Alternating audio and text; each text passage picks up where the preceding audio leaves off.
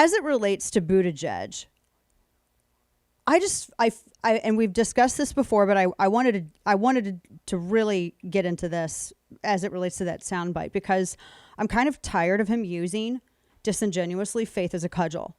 Because when he does it, first off, he represents it very exclusively, which is not the spirit of how you're supposed to do it.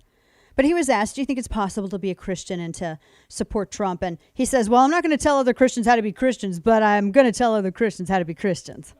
That's what he says. That's what he's saying.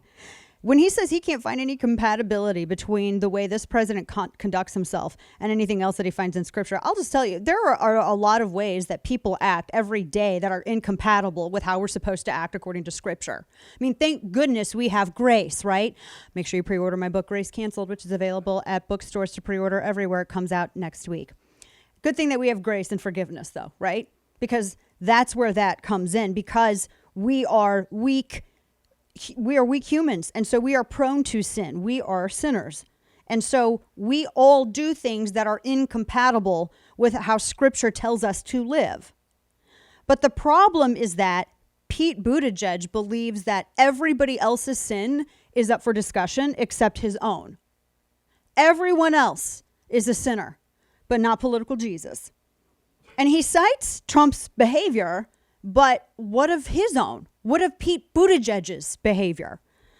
Now, I have a piece that's coming out on this today because Scripture is incredibly clear on how we are supposed to behave, how we even witness to other people, how we help people. It's incredibly clear also on the discussion of sin and that everyone sins. And he likes to say over and over again, and he said this before, there's other sound bites of him saying this. I think he said it on the campaign trail. He's said it in town halls. Has said it in debates, that God doesn't have a political party. And that's true. Yeah, God doesn't have a political party, but God does have commandments. And these are commandments that he wants upheld. These are commandments that conflict with the policies like late-term abortion and post-birth abortion and partial birth abortion, policies that Buttigieg and his party have been trying to normalize as mainstream Christian doctrine while they pass judgment on the manner in which Trump tweets. If you'd like some citations on that, I'll point you to Luke 6:41 as to how we should be dealing with it. If his positions, Buttigieg says that, and he said in this clip that his positions are informed by his faith, I wouldn't know it from his positions. I wouldn't, would you? What positions does he have that are informed by faith? He can cite the Scripture all he wants to, but does he follow it? Because the power isn't in citing it, it's in following it. That's 1 Corinthians 4:20, by the way, in case anyone wants to know that. I just feel like if you're going to sit here and use and lecture on faith, then it should be from a faith base, not a political perspective, right? It's not those who hear the law that are righteous, but those who obey the law that will be declared righteous. Romans 2:13. Now, he was discussing their interpretation of that interpretation of Trump's conduct deserves a voice by way of Trump being president and by way of Trump running for president.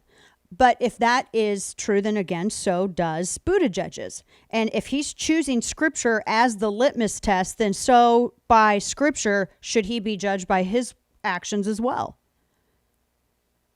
I mean, this is the thing. I'm going to share with you an excerpt from Grace Canceled, which is my book, How Outrage is Destroying Lives, Ending Debate, and Endangering Democracy, because I get into the death of redemption, I get into nuance, I get into social justice warriorism in the church and the president and faith, and this is what I wrote about it, and this is a quick excerpt. There has been a fight between two factions of the right regarding faith and Trump, and it goes something like this. One faction believes, I write, that support for Trump is a nullification of Christian faith because support is endorsement of all Trump's previously reported on bad behaviors. It's an argument that would make the Pharisees proud. It's impossible to separate the good policy Trump has proposed from the sins of which he stood accused. If you're really Christian, some in this faction assert, you'll condemn him wholly and outright. Trump, they claim, is unfit for office because he is morally compromised. He's bossy and loud, they say, even on Twitter. And he mocks women's appearances, and he criticizes dead veterans, and he attends every fight to which he's invited. He's a sinner. True, and yet it doesn't disqualify him from office. The other faction believes that Trump, like all mankind, is a sinner, but that God has a purpose for everyone. Some preachers and pastors and holy folk in this particular group have appeared on various cable news networks as character witnesses of sorts for either Trump or Christian voters, and more than a few have suggested that Trump is in the White House because God put him there and God can use him. And the wing of the right who claim that you can't be both a Christian and a Trump supporter scoffed at these assertions and accused these evangelicals of compromising their faith for power. It is a specious claim that misunderstands not only what these Christian leaders have stated, but it also overlooks the omnipotence of God in the Bible. And the premise argued is that God can't use Trump because he is flawed. This contradicts the teaching you claim to uphold. This contradicts the faith you claim to have. This contradicts the scripture you cite and the Bible that you say you read.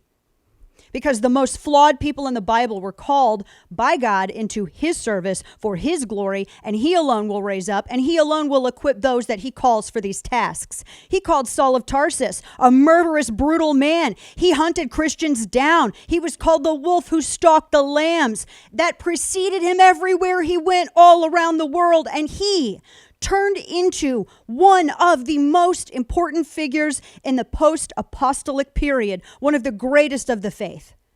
God called David, he called Judah, and through a line of some of the most corrupt and sinful men in biblical history came Jesus. And it's all to prove not the power of you, but the power of the one you serve. And to argue that people cannot be used is to deny the omnipotence of God. Now you tell me if that is your stance, if faith informs your position. God doesn't call the equipped, he equips the called. It's in Romans. So that's an excerpt. And that applies to this argument too.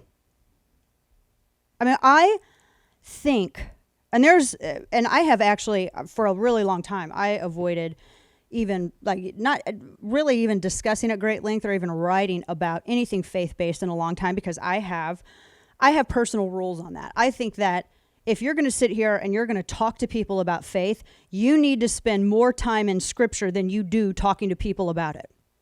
You need to spend more time studying the word than you do writing words about it. You need to be more mature in the faith. And I think that people have a responsibility to temper their tones, and not everybody can do it. Because it's so tribal. And that's how Pete Buttigieg is too. He's gone off on Mike Pence 6 ways to Sunday for what? Mike Pence has done nothing but have been kind to him. He has spoken nicely of him.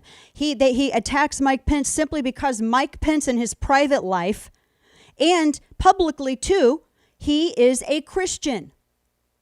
And it's not enough that he's nice to everyone. It's not enough that he loves everyone. He is not an acceptable Christian unless he stops being a disciple and becomes a casual observer. It's good to be a Christian when it's convenient for him politically. That is not the way to go about it. So that's where he's disingenuous, Buttigieg, in all of this. And I'll tell you, everybody does themselves a disservice with so much of this. Because, when you're talking about correction like this, it shouldn't come from a place of maliciousness, and it shouldn't come from a place of hatefulness. And so often it does. And I get it because people mess up. I mean, hi, who are you talking to right now?